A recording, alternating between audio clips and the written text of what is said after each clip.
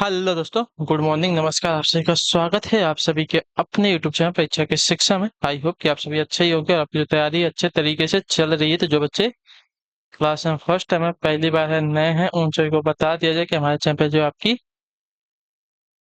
BEd प्रवेश परीक्षा 2024 की जो आपकी तैयारी है साथ ही रेगुलर बेसिस पे करवाई जा रही है। तो जिसे भी तैयारी पूरी करनी है, कंप्लीट करनी है, क्या करेंगे, चैनल को सब्सक्राइब करके हमारे साथ जुड़ जाएंगे और उसके बगल में जो बेल आइकन देगा उसको ऑन कर लेंगे। इसके अलावा भी आपका देखिए, अभी तो जो आपका बीएड का एंट्रेंस एग्जाम खत्म हो चुका है।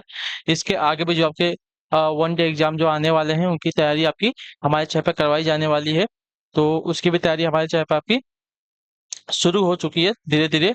जैसे ही आपका बाकी जो बच्चे हैं, जैसे कि अभी यूपी का और आज जो बिहार का एग्जाम खत्म हो जाएगा, उसके बाद जो आपके छत्तीसगढ़ वाले हैं उनका भी एग्जाम जैसे ही खत्म होगा, उसके बाद जो है आपकी दूसरी क्लासेस स्टार्ट करवा दी जाएगी। तो उसके लिए जो आप लोग चैनल को सब्सक्राइब करके हमारे साथ जुड़ जाइए। क्लास का समय देखिए, यही समय उसका भी रहेगा। जीके जीएस की क्लास सुबह 10 बजे, रीजनिंग की क्लास सुबह के 1 बजे, कला की जो क्लास है शाम को 4 बजे, हिंदी की जो क्लास है आपको शाम को 7 बजे पर देखने को मिलेगी। तो क्लासेस का जो शेड्यूल आपको याद करके रखना है, इसी टाइम पर क्लासेस से जुड़ना है, अपनी तैयारी को जो है पूरा और कंप्लीट करना है। बाकी अगर आपका और कोई डाउट रहेगा और कोई क्वेश्चन है तो आप हमारे इंस्टाग्राम पर पूछ सकते हैं। परीक्षा के शिक्षा का इंस्टाग्राम का पेज का लिंक नीचे डिस्क्रिप्शन में मिलेगा। पीडीएफ और नोट्स का टेलीग्राम का चैनल है, आप लोग इसको ज्वाइन कर सकते हैं। परीक्षा के शिक्षा का नीचे डिस्क्रिप्शन में आपको इसका भी लिंक मिल जाएगा साथियों। ठीक है, तो चलिए क्लास स्टार्ट करें। स्टार्ट करने से पहले जिसने क्लास को अभी तक लाइक नहीं किया, क्लास को एक लाइक कर देंगे, क्लास को अपने दोस्तों के साथ शेयर कर देंगे। तो चलिए क्लास स्टार्ट करते हैं। पहला क्वेश्चन देखते हैं क्या देगा। कादम्बरी पुस्तक के लेखक कौन है? देखिए, कादम्बरी पुस्तक के लेखक की बात कर रहे हैं, कौन है? बाणभट्ट, जयशंकर प्रसाद, प्रेमचंद या कबीरदास? कादम्बरी पुस्तक के लेखक आपके यहाँ पे कौन है? तो आपका राइट आंसर हो जाएगा बाणभट्ट, जो आपका दिया गया ये वाला विकल्प आपका सही उत्तर हो जाएगा। ठीक है, क्लियर हो गया इसके बारे में। कादम्बरी जो है दुनिया का पहला उपन्यास माना जाता है, ये बात भी याद रखिएगा कादम्बरी के बारे में। ठीक है, और चलिए, और बाणभट्ट का एक अन्य जो है प्रमुख ग्रंथ और कौन सा? हर्षचरित है। ठीक है, हर्षचरित, कादम्बरी और हर्षचरित। ठीक है, अगले क्वेश्चन में बढ़े आपका दूसरा नंबर। शेरे पंजाब के नाम से कौन विख्यात है? बताइए, शेरे पंजाब के नाम से कौन विख्यात है? लाला लाजपत राय, महाराजा रणजीत सिंह, भगत सिंह या चंद्रशेखर आजाद?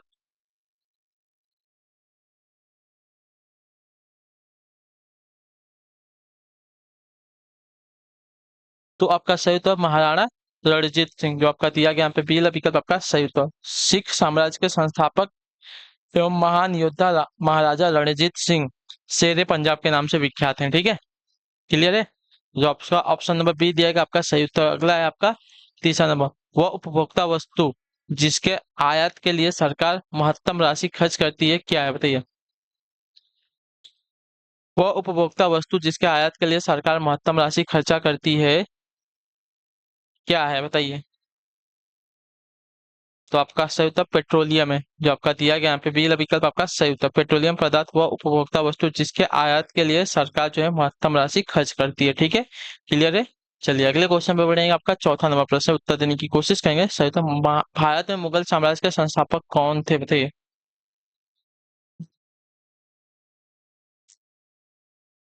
भारत में मुगल साम्राज्य के संस्थापक कौन थे? तो देखिए, भारत में मुगल साम्राज्य के संस्थापक की बात की जाएगी तो आपके बाबर था। ठीक है, जो आपका दिया गया ये विकल्प आपका राइट आंसर। भारत में मुगल साम्राज्य की स्थापना 1526 ईस्वी में बाबर ने की थी। उसने जो है पानीपत के प्रथम युद्ध में इब्राहिम लोदी को पराजित करने के बाद जो है भारत में मुगल वंश की स्थापना की थी। ठीक है, क्लियर है।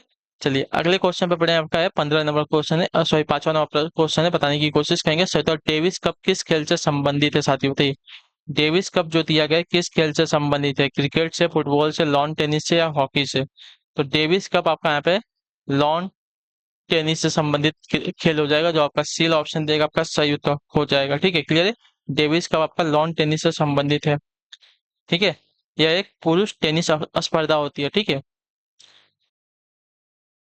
चलिए अगला है आपका साथियों है छठा नंबर। हरारे किस देश की राजधानी है? बताइए, हरारे किस देश की राजधानी है? हरारे जो है किस देश की राजधानी है? तो आपका सही उत्तर होगा जिम्बाब्वे की। ठीक है, क्लियर है। तो हरारे जो है जिम्बाब्वे की राजधानी है। न्यूजीलैंड की राजधानी आपकी वेलिंगटन है। नाइजीरिया की राजधानी आपकी अम्बुजा है, अबूजा है।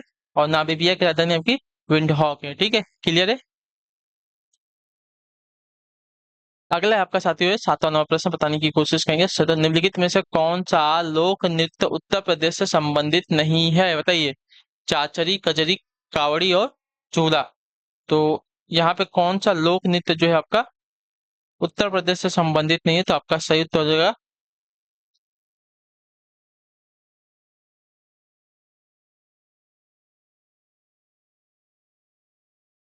कावड़ी।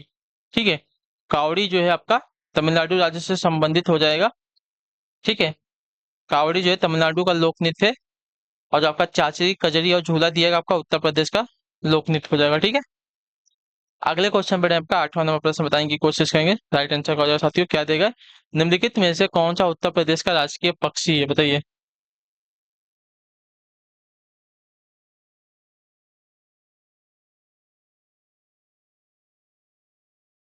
उत्तर प्रदेश का राजकीय पक्षी कौन सा है, तो उत्तर प्रदेश का राजकीय पक्षी आपका यहाँ पे दिया गया है बारहसिंगा ना। एक मिनट, राजकीय पक्षी पूछा है ना। अच्छा, राष्ट्रीय पक्षी आपका जो दिया गया यहाँ पे सारस हो जाएगा। ठीक है, और राजकीय राजकीय पशु जो आपका बारहसिंगा होगा। ठीक है, क्लियर है। उत्तर प्रदेश का राजकीय पक्षी आपका सारस और राजकीय पशु जो आपका बारहसिंगा है। अगला है आपका साथी क्वेश्चन नंबर 9 है। विश्व स्वास्थ्य संगठन का मुख्यालय है कहाँ पर, बताइए। विश्व स्वास्थ्य संगठन का मुख्यालय कहाँ पर है। तो विश्व स्वास्थ्य संगठन का मुख्यालय आपका जो है साथियों स्विट्जरलैंड जिनेवा में है। ठीक है, मैंने कल ही इसके बारे में आपको शायद बताया था। तो जो आपका ए ऑप्शन दिएगा आपका राइट आंसर हो जाएगा। और इसकी स्थापना आपकी 7 अप्रैल 1948 को हुई थी, ये बात भी याद रखिएगा आप लोग। ठीक है, अगले क्वेश्चन पे बढ़े आपका क्वेश्चन नंबर 10, क्या दिएगा। दक्षिणी ध्रुव पर सबसे पहले पहुंचने वाला व्यक्ति है कौन, बताइए। दक्षिणी ध्रुव पर सबसे पहले पहुंचने वाला व्यक्ति कौन है, तो दक्षिणी ध्रुव पर पहुंचने वाला सबसे पहला व्यक्ति जो दिया गया यहाँ पे रोवाल्ड एमडेंसन है। ठीक है, जो आपका तीला विकल्प देगा आपका सही उत्तर हो जाएगा। ठीक, क्लियर है। दक्षिणी ध्रुव पर सबसे पहले पहुंचने वाले व्यक्ति आपके रोवाल्ड एमडेंसन है। तो जो आपका डी विकल्प देगा आपका यहाँ पे सही उत्तर हो जाएगा। और उत्तरी ध्रुव पर सबसे पहले पहुंचने वाला व्यक्ति आपका रॉबर्ट पेरी है। ठीक है, दक्षिणी ध्रुव पर आपका रोवाल्ड एमडेंसन और उत्तरी ध्रुव पर पहुंचने वाला आपका रॉबर्ट रॉबर्ट पेरी हो जाएंगे। ठीक है, क्लियर है।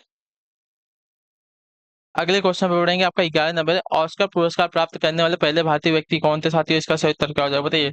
ऑस्कर प्राप्त करने वाले पहले भारतीय व्यक्ति कौन है, तो इसका राइट आंसर आपका हो जाएगा साथियों भानु अथैया। ठीक है, जो आपका बीला विकल्प का पे सही उत्तर हो जाएगा। कस्ट्यूम डिजाइनर भानु अथैया को जो है फिल्म गांधी के लिए वर्ष 1983 में ऑस्कर पुरस्कार मिला था। ठीक है, चलिए, ऑस्कर पुरस्कार जीतने वाली वह जो है प्रथम भारतीय महिला थी। अगला आपका क्वेश्चन नंबर 12 है। नीति आयोग की स्थापना किस वर्ष हुई थी। नीति आयोग की स्थापना किस वर्ष हुई थी, तो नीति आयोग की स्थापना वर्ष आपकी हुई थी साथियों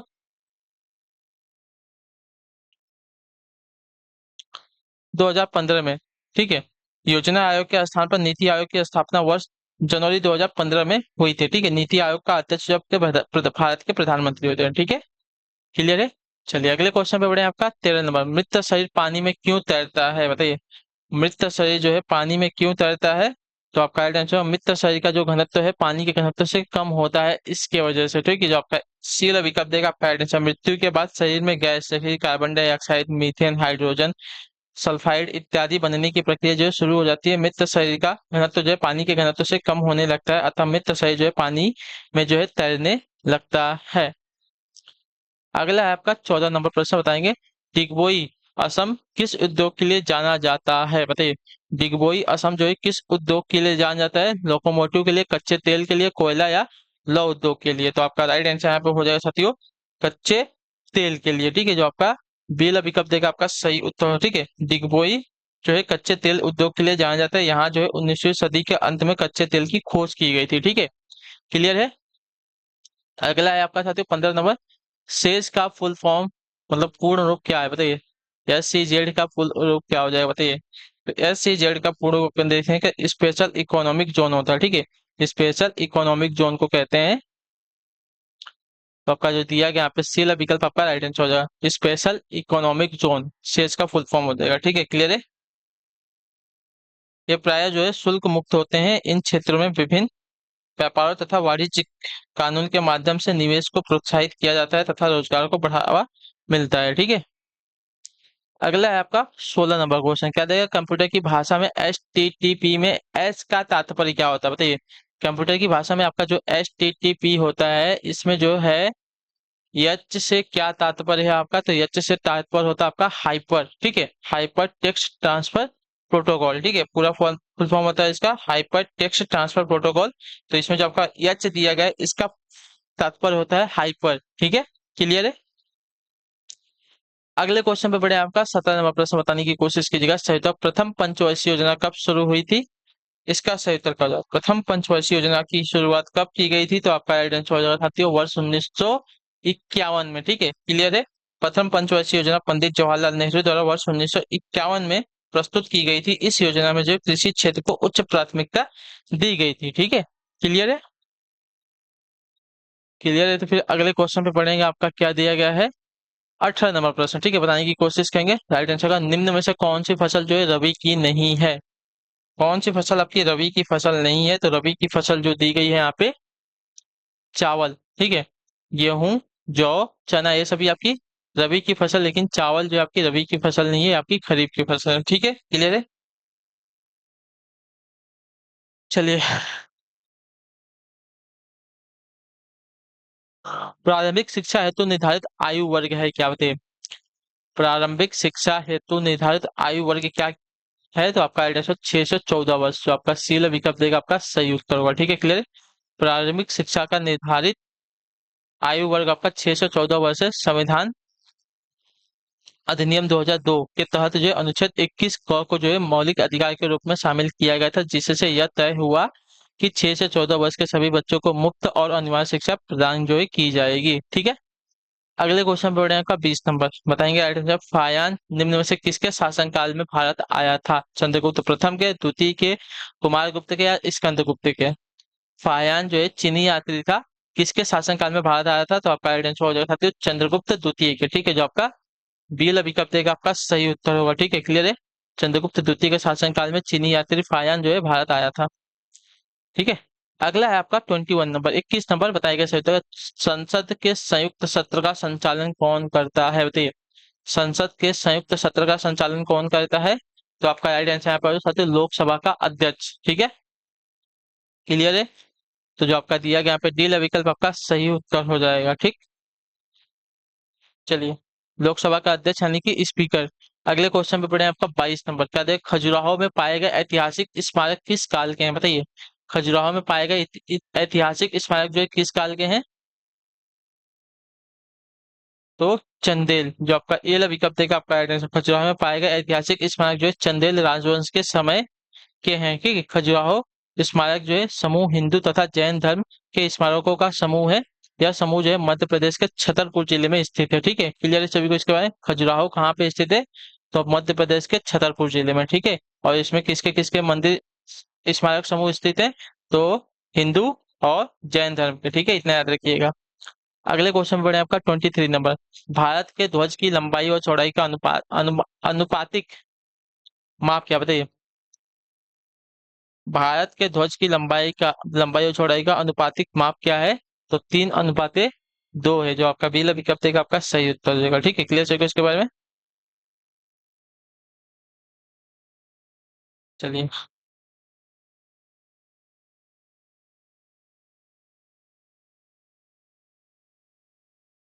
और यह ध्वज जो है पिंगली वेंकैया द्वारा डिजाइन किया गया था। इस ध्वज को जो है भारतीय संविधान सभा ने 22 जुलाई 1947 को अपनाया था, ठीक है, क्लियर है। अगले क्वेश्चन बढ़े आपका है 24 नंबर, पानीपत की तीसरी लड़ाई किस वर्ष लड़ी गई थी, बताइए। पहली लड़ाई मैंने आपको बताया था 1526 में, दूसरी लड़ाई 1556 में, और तीसरी लड़ाई जो है कब लड़ी गई थी? तो तीसरी लड़ाई आपकी 1761 ईस्वी में लड़ी गई थी। किसके किसके बीच में? तो देखिए, यह लड़ाई जो है अहमद शाह अब्दाली और मराठों के बीच में हुआ था, जिसमें अब्दाली ने मराठों को पराजित किया था, ठीक है, क्लियर है। अगले क्वेश्चन में बढ़े हैं आपका 25 नंबर, बताएगा आंसर। महाराष्ट्र सॉरी राष्ट्रपति द्वारा राज्यसभा के लिए मनोनीत किए जाने वाले सदस्यों की संख्या कितनी है, बताइए। राष्ट्रपति द्वारा राज्यसभा में राज्यसभा के लिए, ठीक है, राष्ट्रपति द्वारा राज्यसभा के लिए मनोनीत किए जाने वाले सदस्यों की संख्या कितनी होती है? तो आपका राइट आंसर साथियों 12, जो आपका डी विकल्प देगा आपका राइट आंसर हो जाएगा, ठीक है, क्लियर। सो इसका राज्यसभा के लिए 12 होती है और लोकसभा के लिए 2 होती है, ठीक है, क्लियर है। चलिए, अगला है आपका 26 नंबर। धन विधेयक भारतीय संविधान के किस अनुच्छेद से संबंधित, बताइए। धन विधेयक जो है भारतीय संविधान के किस अनुच्छेद से संबंधित है? तो 110, अनुच्छेद 110 से संबंधित है धन विधेयक। तो जो आपका दिया गया यहाँ पे सी वाला विकल्प आपका सही उत्तर होगा। ठीक है, क्लियर हो गया इसके बारे में। इसे केवल राष्ट्रपति की सिफारिश के बाद ही प्रस्तुत किया जा सकता है। अगला आपका 27 नंबर क्या देगा? निम्न में से कौन सा प्रत्यक्ष कर नहीं है, बताइए। निम्न में से कौन सा आपका प्रत्यक्ष कर नहीं है? तो प्रत्यक्ष कर आपका जो दिया गया यहाँ पे बिक्री कर आपका प्रत्यक्ष कर नहीं है। तो जो आपका सी वाला विकल्प देगा आपका यहाँ पे राइट आंसर। बिक्री कर आपका एक अप्रत्यक्ष कर होता है, ठीक है, प्रत्यक्ष कर नहीं होता है। क्लियर है? संपत्ति कर, व्यवसाय कर और निगम कर आपका प्रत्यक्ष कर है, ठीक है। प्रत्यक्ष कर आपका गैर हस्तांतरित कर होते हैं और करदाता द्वारा सरकार को इनका भुगतान होता है, ठीक है। और प्रत्यक्ष कर आपका हस्तांतरित कर होते हैं। अगला है आपका साथियों 28 में, भारत में पहली ट्रेन कब चली थी, बताइए। भारत में पहली ट्रेन कब चली थी? तो भारत में पहली ट्रेन आपकी चली थी साथियों वर्ष 1953 ईस्वी में। जो आपका दिया गया यहाँ पे बी वाला ऑप्शन आपका सही उत्तर हो जाएगा, ठीक है, क्लियर। 16 अप्रैल 1853 को भारत में पहली ट्रेन आपकी मुंबई से थाने के बीच में चली थी।